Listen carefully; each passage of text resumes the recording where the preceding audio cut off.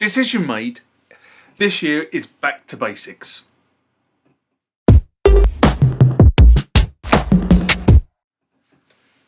So what do I mean by back to basics? I've been playing keyboards for over 30 years. And I would hardly call my musical knowledge as extensive. The reason I say that is because basically I've learnt what I've needed to learn to play what I needed to play, to do what I needed to do, if that makes any sense to anyone. Which is always why I've always described my level of keyboardship, if you like, as reasonable, but nothing to write home about. I am not in the class of some of you guys who watch this channel. I know what I need to do, I know how to play the keyboards, I know how to make and record music. But if you were to put me on stage with somebody who was really a whiz, they would make me look stupid. And I know that. You know, I know where my limitations are. So this year, I've made the decision to go back to basics. This means taking my technique to pieces and relearning stuff I think I already know. My goals for this year are to get my keyboard speed up and get my sight reading speed up. These have always been two things that I've been trying to do over the last few years, and I haven't really achieved for one of many reasons. So what I've decided to do to go get those goals in sight is basically go back to basics. Go right the way back to basic principles and relearn techniques the right way rather than the wrong way. Remember, like, comment, subscribe to the channel. Go over to Instagram and follow me there. Go over to Facebook, follow me there. That's where the normal notices are. And consider becoming a Patreon.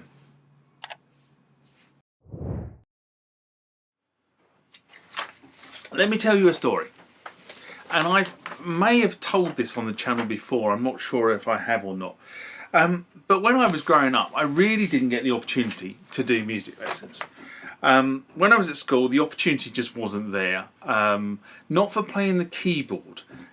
You had opportunities with guitar. I wasn't really interested in guitar. I wasn't really interested in the keyboards at school, to be honest. But my parents never pushed me. They never saw me as musical. And therefore, why would they shell out money on music lessons?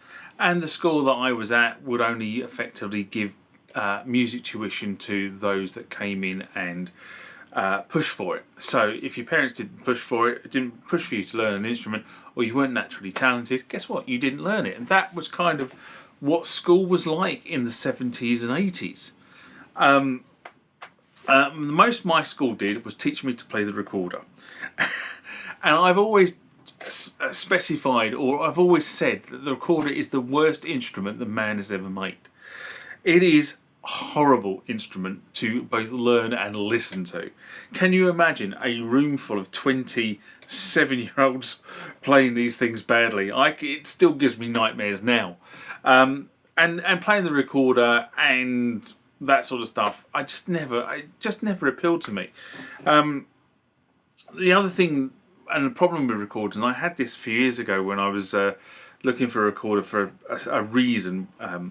Paula Penguin, my friend's little girl, when she had to have a recorder, and we went to a shop, and I said, that recorder's out of tone, and the bloke said, no, it's not. I said, it is. Get a meter. So we got a meter and stuck it on the recorder, and yes, if you were blowing a C on that recorder, it was not hitting the frequency that a C should be. And the problem with that is that recorders are basically plastic and as cheap as chips, and if they're left anywhere near a heating source or anything like that, they tend to warp, even if they're in the box. So this adds to the screechiness and the out of tuneness and being in a room full of people trying to play recorders. And I'll tell you a story. One of the housemates told me this story, and I thought it was hilarious that when she was younger and she was learning to play the recorder, her father said, do you know how to play Home and Away? And of course she said, no daddy, I don't know how to play Far Away. And what he meant was go down the end of the garden. Which I thought was quite amusing. Anyway, The bottom line is I wasn't really interested in music, in creating and playing music. I've always been interested in music, but not the creating and playing until I met a friend of mine, one of my best friends actually, a guy called Paul. And I met Paul around the age of 18. He's a few years older than I am. And Paul is one of those annoying musicians that he can hear a tune, he can translate it, and then he can just sit at a keyboard and play it. And it is really, really quite annoying. But it's a talent, and it's a talent that Paul has. And Paul sat down when I was 18, around about 18, and taught me how to play the basics and helped me buy my first keyboard. And I've said this on the channel before, my first keyboard was a Yamaha DSR 2000. And it was probably too advanced for where I was at the time, but it actually served me well in the coming years. It was a fantastic FM synthesizer. And the thing about the DSR, over the sort of the PSRs of the time and the other keyboards that were being thrown into the market by the manufacturers, I mean, this wasn't cheap. It was about £1,000 when I bought it brand new. I can remember it being expensive.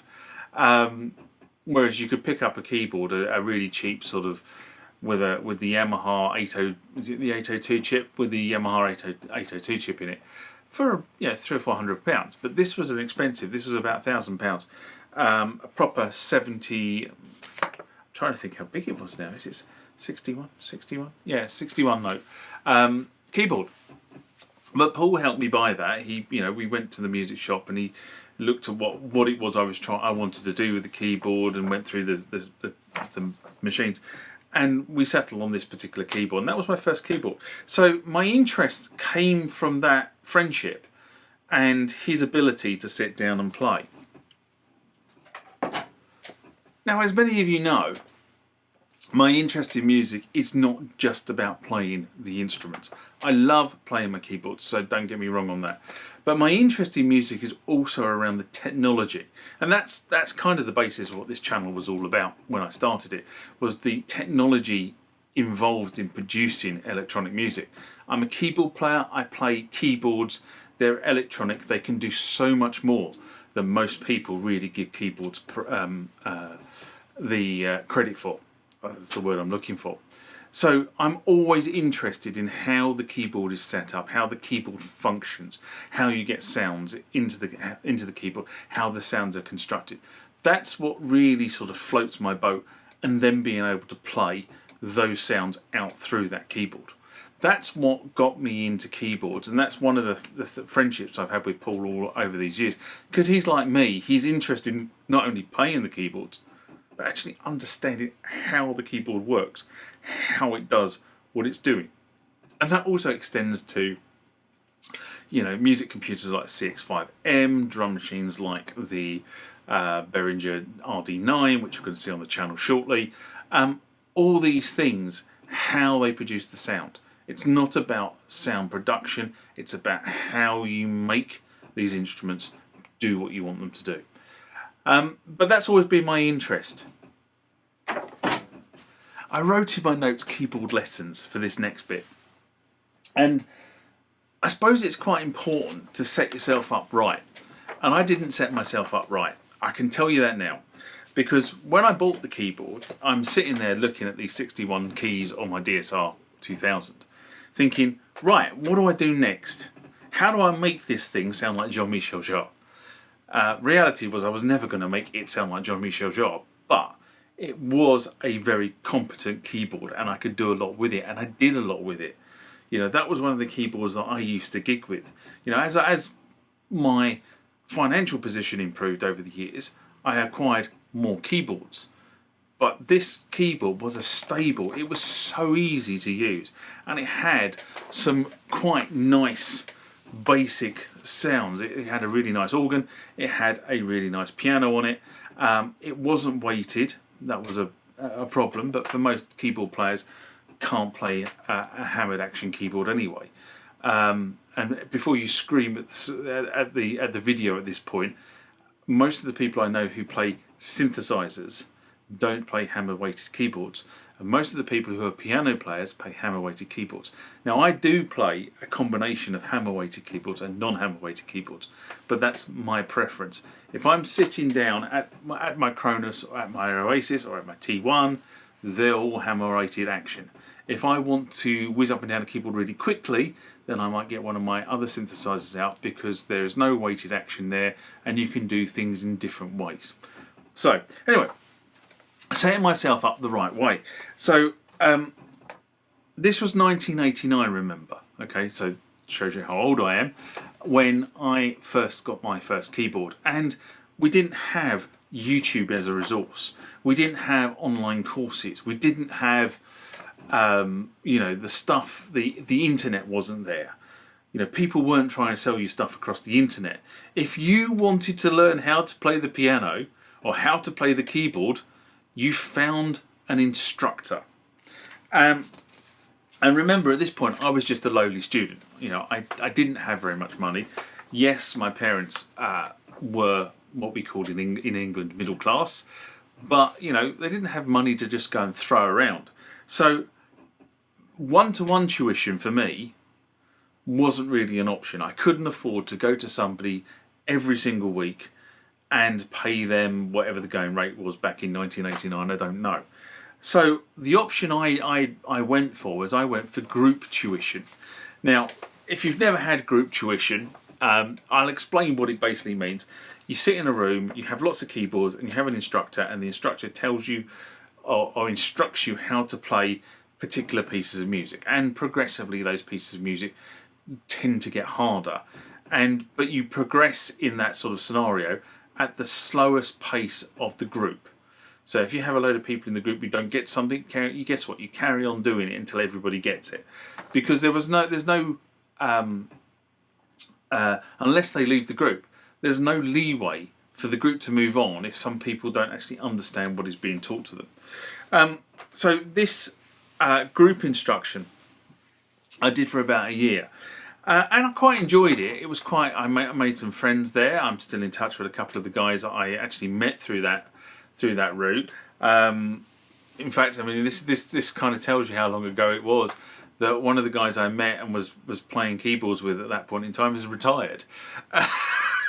But the bottom line was, it was in a local music shop.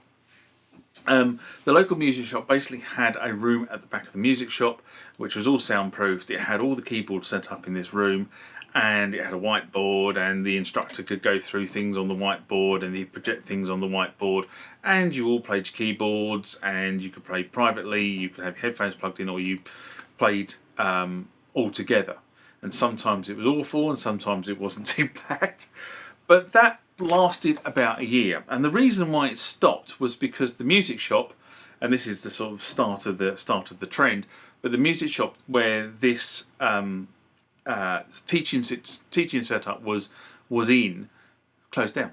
Simple as that. It closed down. It moved location. It actually didn't close down as in shut its doors. It moved locations, and the location it moved to wasn't as big as the location it came out of, and therefore they didn't have the room in the shop to have this kind of teaching room in it anymore, and that was it. It was the end. And the instructor who ran those lessons, and I can see him now, he might even be dead now because he was in his 50s back then, but the instructor who ran these sessions looked around all over the place where he could potentially do this as well. And unfortunately, he couldn't find another space that gave him the same facilities that this music shop, because the music shop supplied the keyboards, it supplied the power, it supplied the desks, it supplied the amplification, it supplied the whiteboard, and he couldn't find that anywhere else. He really struggled. He found one location, he canvassed the students and said, would we be willing to go? It was about 30 miles away. It wasn't really practical to go there in the evening, so guess what? We didn't do it. So we all kind of dropped out at that point. End of that formal tuition. And that was kind of the end of my formal music training, if you like. And everything I've learned since then has been through the requirement to play it. or because I was interested in understanding how it needed to be played, or what theory was behind something. I wasn't formally taught how to play a lot of what I can play, if that makes any sense. So where am I deficient? The bottom line is that if I'd gone through some sort of formal training with a one-to-one instructor, or learning to play the piano at an early age, I would have learned probably a lot of things that I think I know, that I probably don't know, or I don't do them correctly. One of the things I've always found is that my fingering on the keyboard is not necessarily optimal. And I think the reason for that is purely because I've learned how to play by myself rather than actually playing. Now, you know, many people play keyboards, play pianos, and they've had no formal training and their fingers are all over the place, but they actually make it work. And I think you pick up a lot of bad habits by doing that. And one of the things I really want to do this year is increase my dexterity. I've got about an octave in my hand, but trying to span my hand and play an octave I've always found a bit difficult, but I can do it with a lot of practice and a lot of warming up. And it's these sort of areas where I think I'm really deficient. So, you know, keyboard dexterity, keyboard speed is something I really want to get into this year and practice and improve those areas. Yes, I can read music before people start saying things. I can read music. I can read the dual stave. But what I can't do is I can't sight read and play. I have to read the music, I have to play the music, and eventually my speed will increase to the point where I can actually reproduce that in a real-time scenario. But I can't just have a piece of music plonked in front of me and say play that. For me, that's not how I work. I have to learn it before I can play it. So my decision to go back to basics this year is to improve me as a player. When I moved in with my ex-partner, she actively did everything she could to discourage me from playing. My equipment had to be constantly packed up for one reason or another, and when it was left in a setup, it just got used as a dumping zone for clothes and paperwork and stuff that she wanted me to deal with. And I just constantly got fed up of having to clear everything off my keyboards to be able to play. So consequently, while I was with her for approximately 15 years, I didn't play. I really didn't play. When I left her and set the studio up again, I was playing every day. Okay, to some extent, but I was playing every day. But as I got closer to the divorce case, I found my motivation to play got less and less, and I actually found that I wasn't playing for a week ago because I just was not motivated to play because I had so much more going on in my personal life. So this year, while I'm working through my plans to build the new studio, and there are plans and they are coming along, and at some point I will be able to tell you them, but until things are kind of set in place, I really don't want to sort of jump the gun on that.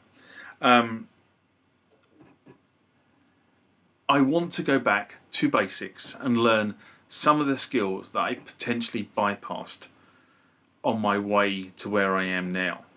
And part of that, actually, funny enough, may involve actually taking some certifications. I've always fancied doing piano certifications, which will mean a lot of playing and a lot of practice. And I haven't made that decision yet, but I've always fancied doing it. I think I could probably get up to a decent standard in terms of formal certification if I just put my mind to it. But it really does mean I've got to go back to basics, and I've got to unlearn all the bad habits that I've learned over the years. So that's what this rant was all about. I want to play more. I want to play more on camera, and I think in order to play more on camera, I've got to improve my technique to get there. So I'm going to leave you with this. Live long and prosper, and I will see you next time. Bye bye.